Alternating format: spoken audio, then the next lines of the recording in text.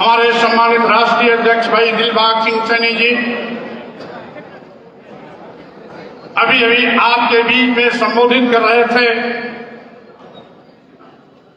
हमारे समाज के बहुत ही सम्मानित नेता,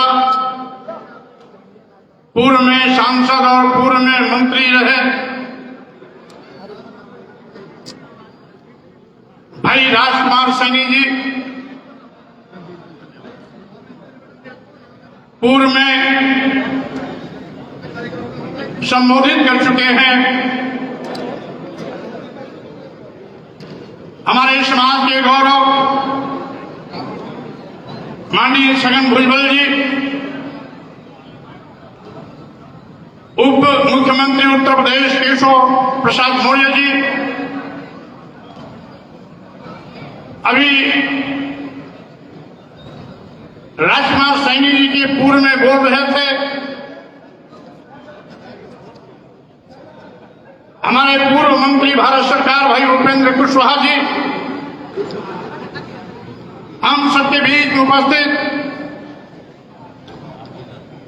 सांसद डॉक्टर सौमित्रा जी, सांसद राजेंद्र गहलोत जी, सांसद डॉक्टर कल्पना सैनी जी, पूर्व सांसद सम्मानित गुरुदयाल सिंह सैनी जी,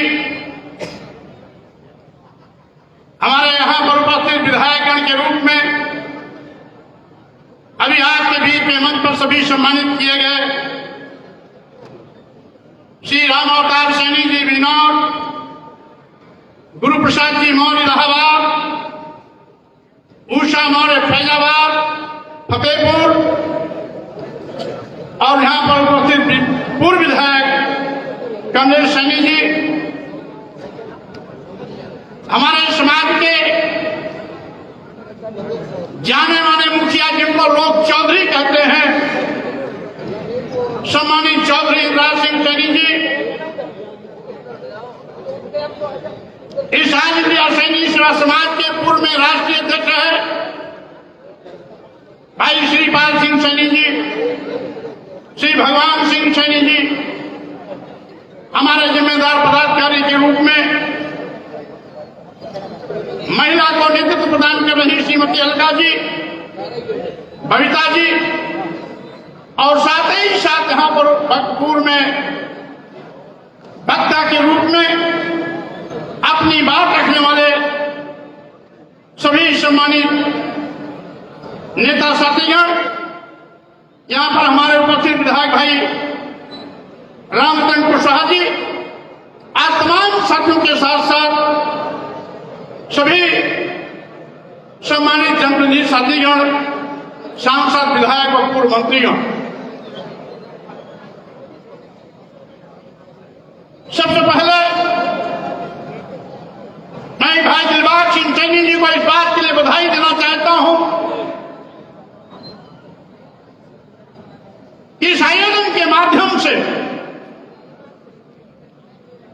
आपने देश के कोने कोने से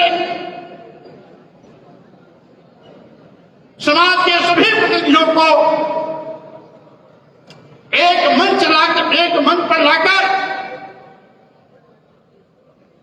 जो अच्छी पहल की है इसके लिए बहुत बधाई देता हूं, बहुत शुभकामना देता हूं। साथ ही साथ अभी आपने देखा समाज का आधार माननीय भुजबल जी, चौधरी सम्राट जी, डॉक्टर सौमित्रा जी, माननीय उपेंद्र कुशवाहा जी, माननीय राजकुमार सैनी जी ने व्यक्त किए। ये सही है कि समाज में सभी प्रकार के लोग होते हैं। हमारे कई साथियों ने कहा भी कि समाज तो जागरूक हो गया है, समाज एक मंच पर है,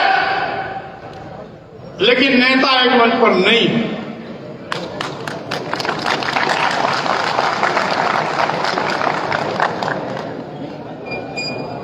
लेकिन मैं ठीक उल्टा कहता हूं,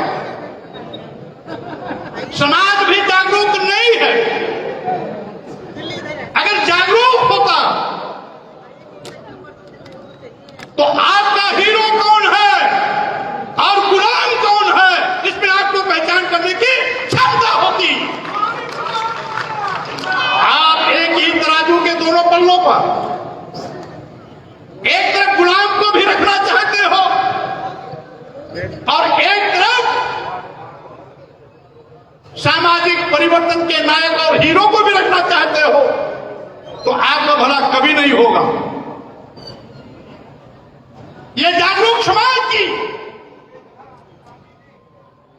को निर्णय लेना है कि हमको कहां चलना है। कुएं में कूदना है या सम्मान स्वाभिमान के लिए संघर्ष के रास्ते पर आगे बढ़ना है। हमें गुलाम रहना है या शेर की तरह दहाड़ कर लगानी है। और जब इस समाज को निर्णय लेगा, नेता नहीं निर्णय लेगा, समाज चलेगा, समाज निर्णय लेगा। और साथियों, इसमें कोई दो राय नहीं कि हमारा इतिहास अति गौरवशाली रहा है। ये वही समाज है जिसने पूरी दुनिया को मानवता का पाठ पढ़ाने वाला भगवान बुद्ध के रूप में विश्व धर्म गुरु नायक महानायक भगवान बुद्ध को दिया। ये वही समाज है जिसने विश्व विजेता सिकंदर को परास्त कर उसके प्रधान सेनापति सहित पूरी सेना को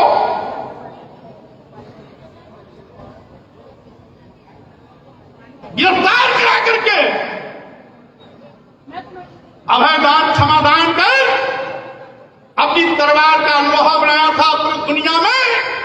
वो इसी समाज ने दिया चंद्रगुप्त मौर्य के रूप में। ये वही समाज है जिन्होंने भगवान बुद्ध के आदर्शों पर चलकर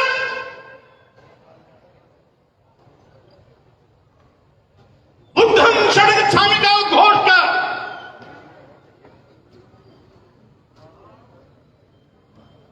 समाज और राष्ट्र के प्रति अपनी बेटी और बेटों को समर्पित किया था। भगवान बुद्ध के संदेशों का प्रचार प्रसार करने के लिए सम्राट अशोक, ये वही समाज है जिसने कभी भगीरथ पैदा किया तो कभी महाराज शूरसेन को पैदा किया। ये वही समाज है जिसने सामाजिक परिवर्तन के महानायक ज्योतिबाराव फुले को पैदा किया। ये वही समाज है जिसने शिक्षा की देवी सावित्रीबाई फुले को पैदा किया। इतना गौरवमयी इतिहास किसी भी समाज का नहीं। आज चूंकि हम भटक गए,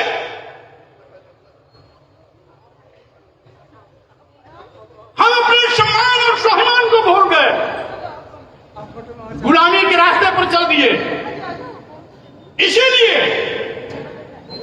ये समाज दीनहीन हो गया, गरीब लाचार बेबस हो गया, शासक से शोषित हो गया और आज पिछड़ों की जमात में खड़ा दिखाई पड़ता है। जो लंबे अरसे तक शासक रहा,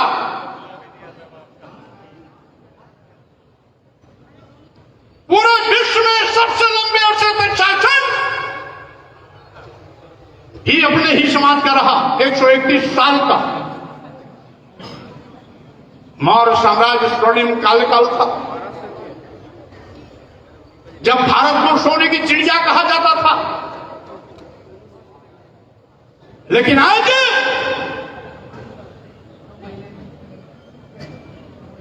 हम अपनी नादानी में अपने अतीत को भी अपमानित कर रहे हैं। जाने अनजाने आपको सम्मान और स्वाभिमान की लाइन पर चलने का संकल्प लेना होगा। हम उस समाज को जागरूक नहीं कर सकते जो गुलाम का भी जिंदाबाद लगाए और हीरो का भी जिंदाबाद लगाए। हीरो हीरो होता है, गुलाम जीरो होता है। और कहते हो बहुत जागरूक है, एक मंच पर है। इसीलिए साथियों, कब जागोगे, कब पहचानोगे, कब अपने अतीत और शादी को एहसास करोगे, महापुरुषों के बताए रास्ते पर चलने का कब संकल्प लोगे। और जो लीक से हट के चलता है वही युद्धस्था होता है, वही नायक होता है, वही महापुरुष होता है। यहां ज्योतिबा फुले जी की कहानी बहुत लोग पढ़े भी होंगे। महाराष्ट्र में अपने ही माली समाज में पैदा हुए थे, सुसंपन्न परिवार में पैदा हुए थे। समाज की लाचारी बदहाली को देखकर जब समाज को सामाजिक चेतना देना शुरू किए, लोगों को पढ़ने के लिए प्रेरित करना शुरू किए, तो यथार्थवादी ताकतों ने उनके ही पिताजी को गुमराह कर उनको घर से बाहर करवाने का काम किया। महिलाओं में शिक्षा की चेतना पैदा करना शुरू किया और सभी महिलाएं उसमें निरक्षर होती थी। अपनी ही पत्नी सावित्रीबाई फुले को लंबे अरसे तक अपने घर पढ़ाया और जब पहला लड़कियों के लिए विद्यालय खोला तो सावित्रीबाई फुले को पहला महिला शिक्षिका बनाया। और तो सही मायने में देवी कौन है शिक्षा की? सावित्रीबाई फुले जी। लेकिन आप लोग शिक्षा की देवी किसको मानते हो?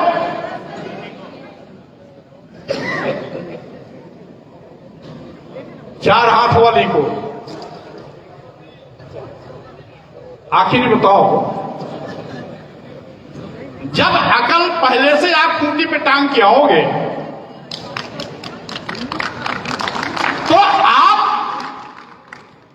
अपनी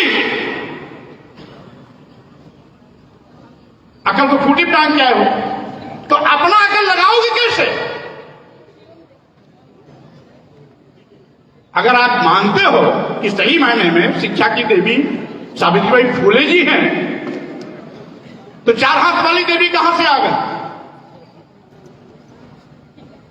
अरे भाई, स्वाभाविक रूप से अगर किसी के छठवीं उंगली पैदा हो जाती है, 5 उंगली तो स्वाभाविक रूप से पैदा होती, 5 उंगली सबको होता है। जितने भी पुरुष पैदा होते हैं, जितने बच्चे पैदा होते हैं, अंग्रेज का बच्चा हो, काले का बच्चा हो, गोरे का बच्चा हो, हिंदू का बच्चा हो, मुसलमान का बच्चा हो, सिख का बच्चा हो, ईसाई का बच्चा हो, यहूदी का बच्चा हो, पारसी का किसी का बच्चा हो, बच्चा जब पैदा होगा तो सामने नाक होगी, नाक में 2 छेद होंगे, एक मुंह होगा, 2 कान होंगे, 2 आंख होगी, 2 हाथ होंगे, 2 पैर होंगे और 5 उंगली होंगी। अब जब 5 उंगली के बाद अगर किसी के हाथ में 6वीं उंगली कभी कभी निकल आती है तो लोग उसको क्या कहते हैं जानते हो? छंगुआ। और अब जैसे जैसे पढ़ाई लिखाई का रिवाज हुआ, तो छमुआ को लोग मजाक बनाते हैं। शादी का मौका आता तो लड़की उसको रिजेक्ट कर देती है, कहती है कि एक उंगली ज्यादा इसको है, अपशकुन है। जब छठवीं उंगली अपशकुन हो गई तो 4 हाथ 4 पैर 20 हाथ 20 पैर कहां से शगुन हो गया। लेकिन इस पर अकल नहीं लगाओगे, इस पर अकल नहीं लगाओगे। इसका मतलब है ये मनगढ़ंत कहानियां हैं। और इसीलिए साथ आपको मानसिक रूप से गुलाम बनाया गया। ज्योतिबा फुले जी ने इसीलिए सामाजिक परिवर्तन के लिए घर छोड़ा, समाज भी छोड़ा, और अंत में उनके संघर्ष का करिश्मा हुआ कि साथियों, सामाजिक परिवर्तन की बात लगातार चलती रही। 2500 साल पहले भगवान बुद्ध ने जो समता मूलक समाज की स्थापना का संकल्प लिया था, मानो मानो एक समान की बात कही थी, पूरी दुनिया को मानवता का संदेश दिया था। उसी दिशा में आगे बढ़ करके सामाजिक परिवर्तन के महानायक ज्योतिबा फुले जी ने भी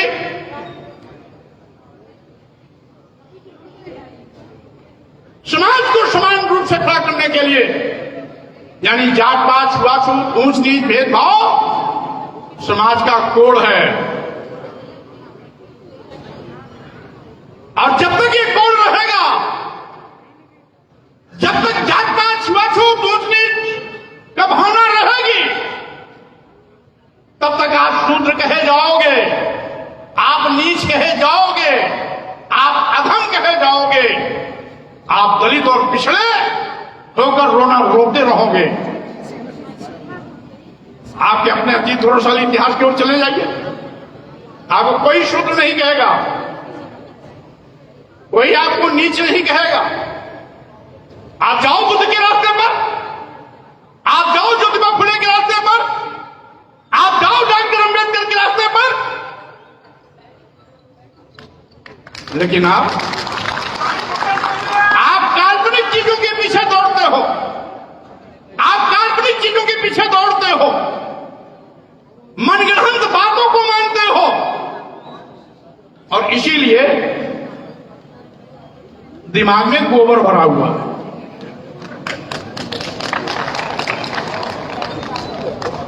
और इसीलिए मैं कहना चाहता हूं साथियों,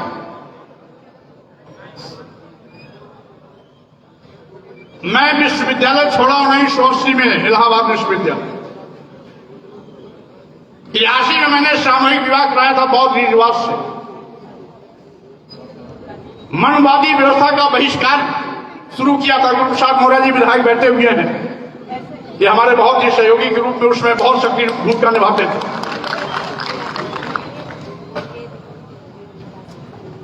और उसमें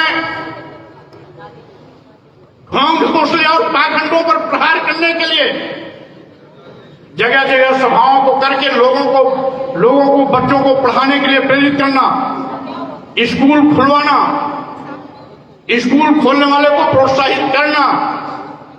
और जब मैं 25 साल पहले विधायक बना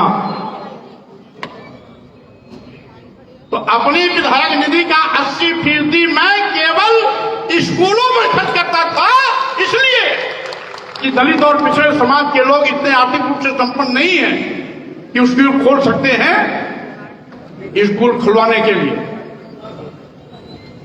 और साथियों, आज सबको अभी भी आवश्यकता है, शिक्षा के क्षेत्र में अभी भी तेजी के साथ समाज को हिस्सेदारी बढ़ाना है। आज वर्तमान में जो सरकार है वो आपकी नौकरी छीन रही है।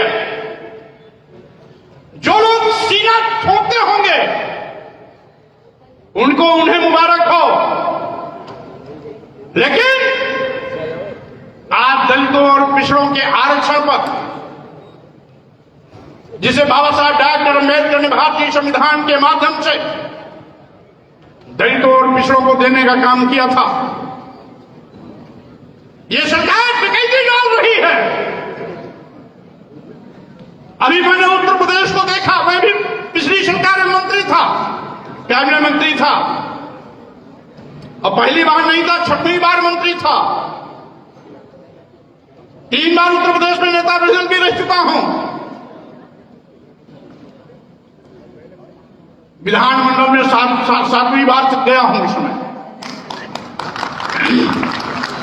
लेकिन जब भी दलितों और पिछड़ों के सम्मान में कोई आड़े आया है, मैंने उसको लात मार करके दूर करने का काम किया, कभी चिपकने का काम नहीं किया।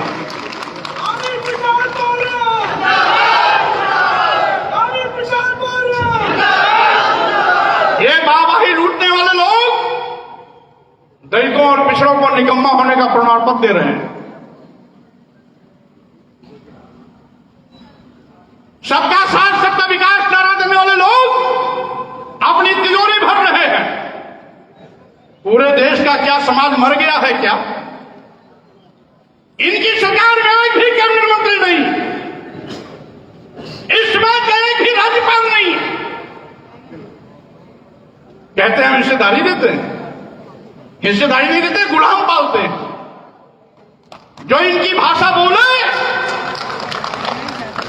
उसको गुलाम के रूप में हमेशा अपने पास पालतू की तरह पाले रहेंगे। जो सम्मान स्वाभिमान की बात करे उसको ये मौका और स्थान नहीं देंगे। और साथियों, मैं आपसे भी कहना चाहता हूं, आज अब आपको फैसला करना है। अगर आप कह रहे हैं कि नेता फैसला नहीं ले सकता, तो आप क्यों नहीं आगे आते? कौन से नेता आपके सम्मान स्वाभिमान की बात करता है? खड़े हो जाओ उसके साथ। जिस दिन खड़े हो जाओगे ये अपने आप पैदल हो जाएंगे, और साथ ही साथ इनको एहसास हो जाएगा कि जिसको हम गुलाम बनाना चाहते थे वो आज अपने सम्मान और स्वाभिमान के लिए जग गया है, चल पड़ा है। आप नौकरी की बात करते हो। अभी पिछली सरकार में 10-11 महीने पहले,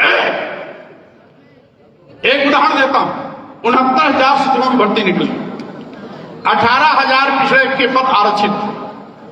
18,000 में 4-5 हजार तो पिछड़ों को रखा, शेष आरक्षित जगहों पर सामान्य वर्ग के लोगों को नियुक्ति पत्र दे दिया।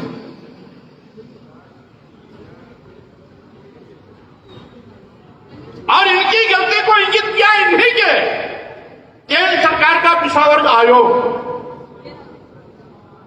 फिर भी नानुकुर करते रहे। हमने भी दबाव बनाया, तब भी नानुकुर करते रहे। और जब इनकी कलई खोल करके, इनकी सरकार को लात मार करके मैं दलितों और पिछड़ों की आवाज को पूरी तरह से मुखर किया, तब जाकर के अब इनके कान में जू लगी है, और अब उस गलती को प्रायश्चित करने के लिए स्वीकार कर रहे हैं कि मैंने गलती की। यही नहीं, अनुसूचित जाति के कुल आरक्षित पद थे उसमें 8,000, उसमें 3,500 पदों पर 3,500 पदों पर सामान्य वर्ग के लोगों को अनुसूचित जाति का फर्जी सर्टिफिकेट बनाकर शेड्यूल कास्ट के कोटे वाली सीट में दे दिया।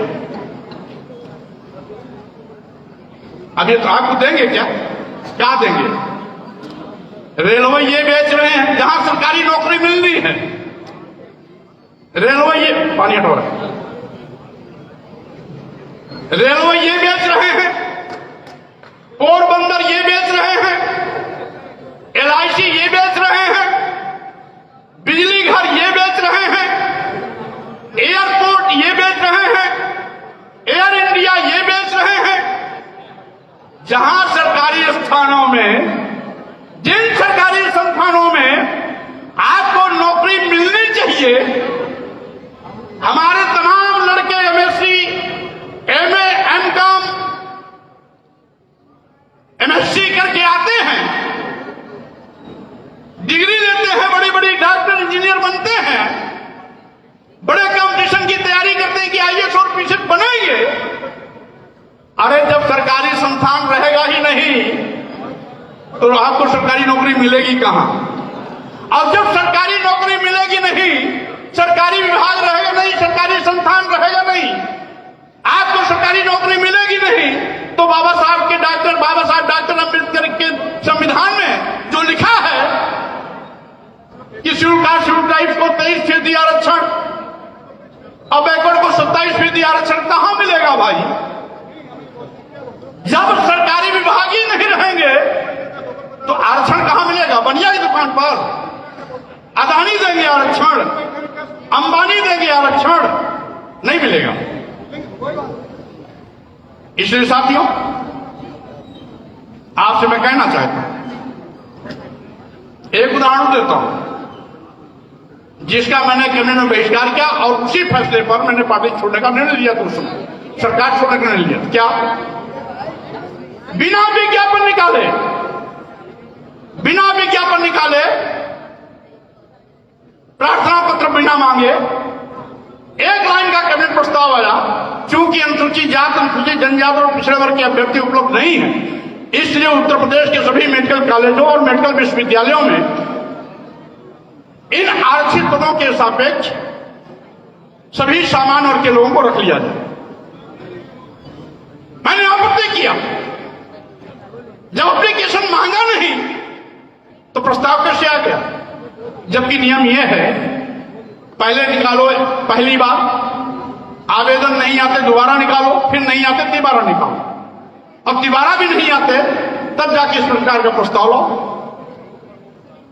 अरे भाई, मैं आपसे कह रहा हूं, इनको दलितों से प्यार नहीं है, इनको आदिवासियों से प्यार नहीं है, इनको पिछड़ों से प्यार नहीं है, बल्कि इनको दलितों, पिछड़ों और आदिवासियों के वोट से प्यार है। केवल वोट से प्यार है। आपका वोट लेके सरकार बनाएंगे, फिर आपके आरक्षण को डकैती डालेंगे, फिर आपके बलबूते पर सरकारी विभागों को बेच देंगे। अब सोचो आप, हमारे देश के प्रधानमंत्री जी ने बिना लिखित परीक्षा के अब तक लगभग 340 आईएएस बना चुके हैं। अब कंपटीशन आईएएस और आईपीएस की कंपटीशन में बैठने वाले लोग क्या तैयारी करेंगे भाई? जब आईएएस के सारे पदों पर बिना किसी लिखित परीक्षा के का लेटर गया, इंटरव्यू लिया और उनको सीधे सेक्रेटरी बना दिया। अभी हमारे पूर्व वक्ता साथी माननीय राजकुमार सैनी जी ने कहा था, या शायद उपेंद्र कुशवाहा ने इस बात का संक्षेप में जिक्र किया था कि 340 आईएएस बिना किसी लिखित परीक्षा के बैठा दिया। एक भी दलित नहीं, एक भी पिछड़ा नहीं, एक भी आदिवासी नहीं। ऐसे आप हुक्मरान बनेंगे? आप जाओ उनके पीछे। ऐसे गलत काम करने वाले लोग अपने बेटों के दुश्मन, अपने बेटियों के दुश्मन है, आने वाली पीढ़ियों के दुश्मन है, जो धर्म के धर्मांध होकर के अपने बच्चों के भविष्य का बेड़ा घोट रहे हैं। तुम तो चले जाओगे, आने वाली पीढ़ी तुम्हें कभी माफ नहीं करेगी। वो कहेंगे हमारे बाप दादा पुरखों ने ऐसी सरकार बनाई थी जिसने आरक्षण को खत्म कर दिया, जिसने सरकारी नौकरी पाने के स्थान को खत्म कर दिया। और इसीलिए साथियों, मैं आपसे कहना चाहता हूं,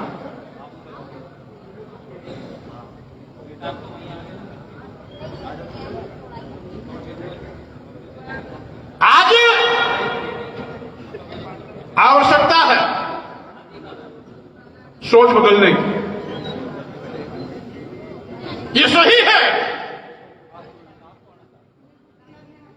कि इसके लिए आपको संघर्ष करना पड़ सकता है, समय भी लग सकता है, लेकिन अगर आप अपने समाज में फिर से ज्योतिबा फुले पैदा करना है, सावित्रीबाई फुले पैदा करना है, डॉक्टर अम्बेडकर पैदा करना है, तो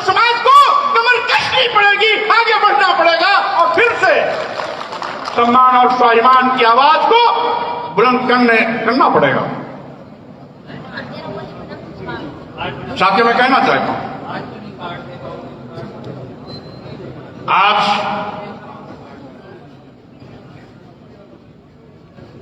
आपको अपने दीन गौरवशाली इतिहास को समझ करके अपने व्यवहारिक जीवन में उसको अमल करने का भी संकल्प लेना पड़ेगा। और मंच पे मीठा मीठा बोलना बड़ा अच्छा लगता है।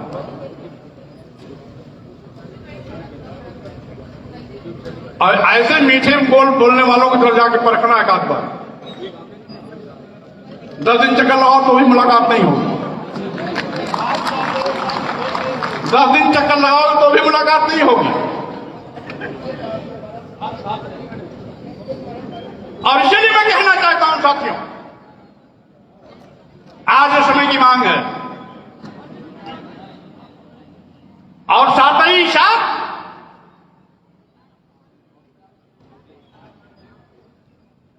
अगर इनकी मजबूरी, इनको मजबूर भी होना पड़े, सरकार को झुकना भी पड़े, सरकार को बैकफुट पे आना भी पड़े, जाति आधारित जनगणना कराना भी पड़े,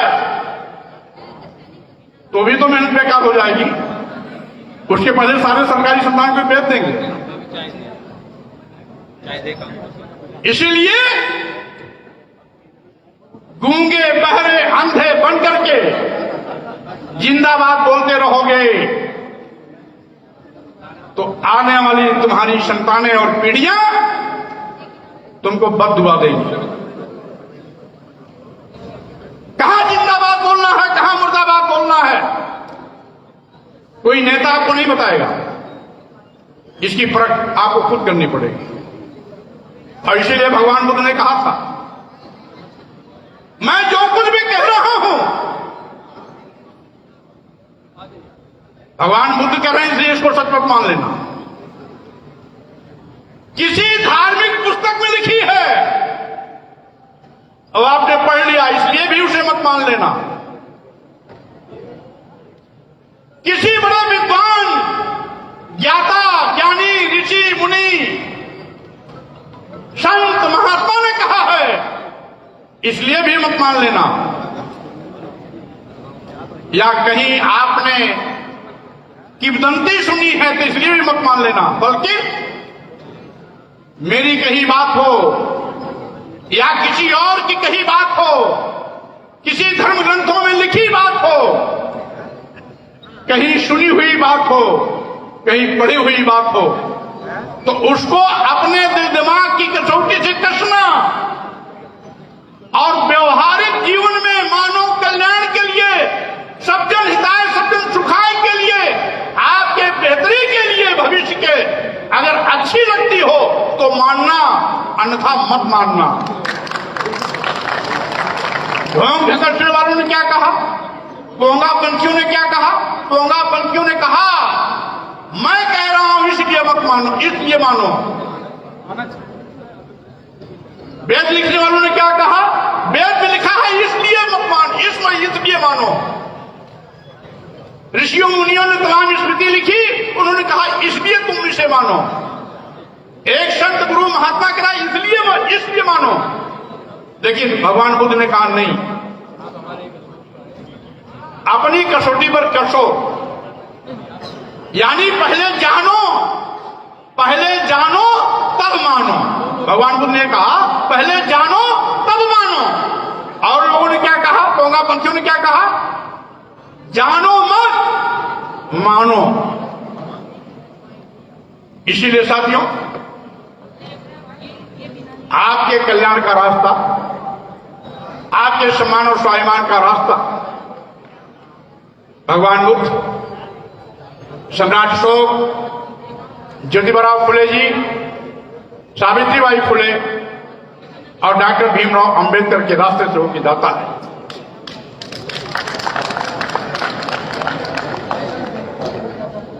और इसीलिए साथियों, कार्यक्रम में हमें जानते हैं कि जो लोग हाल में अब बचे हुए हैं असली दर्द लेकर के वो अभी तक बैठे हुए हैं।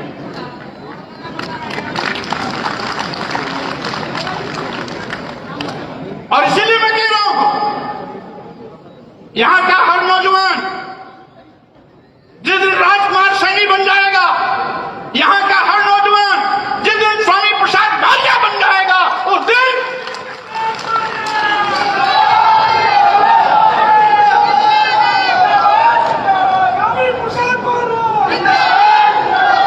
दिन लोग आपको नमस्कार करेंगे। उस दिन लोग आपको नमस्कार करेंगे।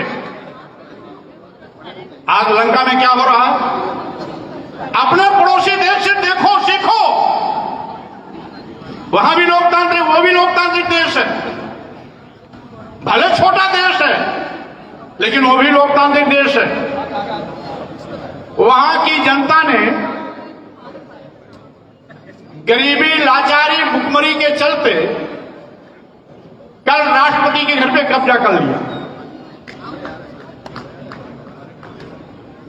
राष्ट्रपति महोदय लंका छोड़ करके किसी देश में जाके शरण ले लिए। कल रात में, यानी जो बीती रात को वहां के प्रधानमंत्री ने जनता के आक्रोश को देखते हुए इस्तीफा दे दिया। जनता का गुस्सा शांत नहीं हुआ, आज प्रधानमंत्री के घर में आग लगा दी। इसके पहले 5 सांसद को मार चुके हैं, दर्जन भर सांसदों के घर में आग लगा दिए हैं। ये क्या है? जब लोकतंत्र का कत्लेआम किया जाता है, जनता के सम्मान स्वाभिमान के साथ मजाक किया जाता है, संविधान को नकारने की कोशिश की जाती है और साथ ही साथ देश को बेचने का पाप किया जाता है, तो अंत में यही हर्ष होता है जो लंका में हो रहा है। इसीलिए आने वाले समय में आज जो देश की हालात है वो लंका जैसी ही बदतर होती जा रही है, ज्यादा ही बदतर। सही कह रहे हैं। जब लोगों को नौकरी नहीं मिलेगा, गुमराह करने के लिए कुछ चावल दे दिया जाएगा, तो ऐसा कब तक चलेगा? बेरोजगारों की फौज जब करोड़ों में होगी तो स्वाभाविक रूप से उस गुस्से को सरकार नहीं रोक पाती है, सेना नहीं रोक पाती है, पुलिस नहीं रोक पाती है। लंका इसका जीता जागता नमूना। और इसीलिए मैं कहना चाहता हूं साथियों, आज हमारे महापुरुषों के इतिहास को भी बदला जा रहा है। वो बनावटी इतिहास लिख रहे हैं। देश की आजादी में, देश के निर्माण में जिसका कोई योगदान नहीं था, वो उनको महिमा मंडित कर रहे हैं। पूरी दुनिया में देश की पहचान आज किसी और से नहीं, भगवान बुद्ध से होती है। देश में वीर गाथा, दुनिया में अगर वीर गाथा गाई जाती है तो सम्राट चंद्रगुप्त मौर्य की गाई जाती है। देश में सबसे शासक महान होने का गौरव किसी को मिलता है तो साथियों वो सम्राट अशोक को मिलता है। और यही नहीं, आपको मालूम है अंग्रेजों ने पहली बार शूद्रों को कुर्सी पर बैठने का क्या दिया था? ये प्रयास था ज्योतिबा फुले जी का। अंग्रेजों से बात करके उन्होंने अधिकार दिलाई थी। पहली बार शूद्रों को पढ़ने लिखने का अधिकार दिया था तो अंग्रेजों ने दिया था। पहली बार शूद्रों को कुर्सी पर बैठने का अधिकार यानी नौकरी में जाने का अधिकार दिया था तो अंग्रेजों ने दिया था। ये प्रयास किसका था? ये ज्योतिबा फुले जी का था। ज्योतिबा फुले ने सामाजिक परिवर्तन के लिए जो अलग जगाई थी, दलितों पिछड़ों के लिए जब उनको अंग्रेजों के साथ बैठने का मौका मिला तो साथियों उन्होंने जाकर के अंग्रेजों को कन्विंस किया और उनसे कन्विंस होने के बाद उन्होंने अधिकार सबसे पहले अंग्रेजों ने आदेश जारी किया। आज बिना लिखित परीक्षा की आईएएस बनना शुरू हो गए। एक ही वर्ग समाज के लोगों को जज बनाना की प्रॉपर्टी चल चुकी है। सभी विश्वविद्यालयों में प्रोफेसर भी एक ही वर्ग विशेष के हो रहे हैं। आरक्षण के माध्यम से जो अनुसूचित जाति जनजाति और पिछड़े वर्ग के लोग तमाम जिम्मेदारियों पर जाते थे उनको भी अब जानबूझ के वंचित किया जा रहा है। ऐसी हालात में आपको सशक्त निर्णय लेने की आवश्यकता। आज हम पुनः आयोजक मंडल के साथियों को तो बधाई देते ही देते हैं, लेकिन सुबह 11 बजे से लेकर के अब तक बड़ी मजबूती के साथ ढाढ़स के साथ आप यहां पर डटे हो, इसलिए मैं आपको भी बहुत बहुत बधाई और शुभकामना देता हूं। मैं अपेक्षा करता हूं, हमें जानते थे, हम शुरू से जानते थे कि राजकुमार सैनी और स्वामी प्रसाद मौर्य को सबसे बाद में समय मिलेगा।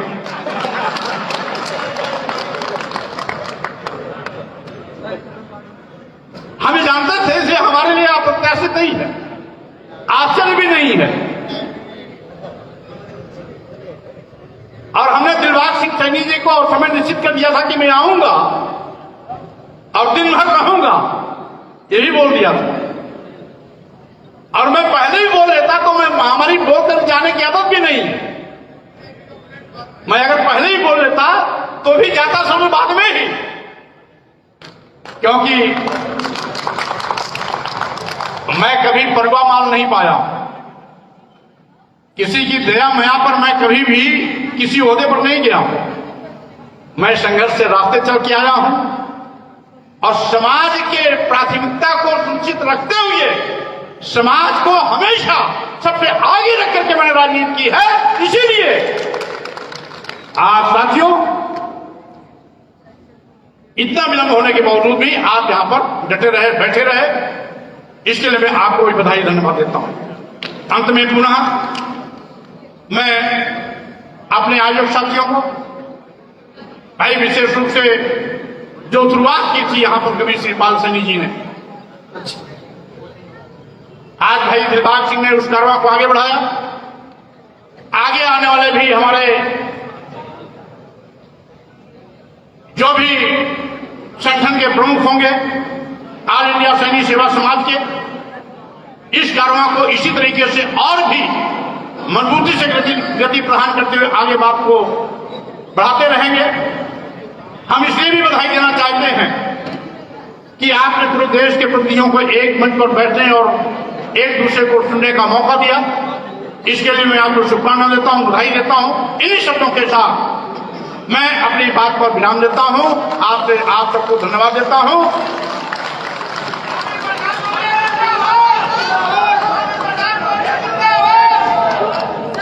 इन्हीं बातों के साथ मैं अपनी बात पर देता हूं विराम। जय भीम, नमो बुद्धाय।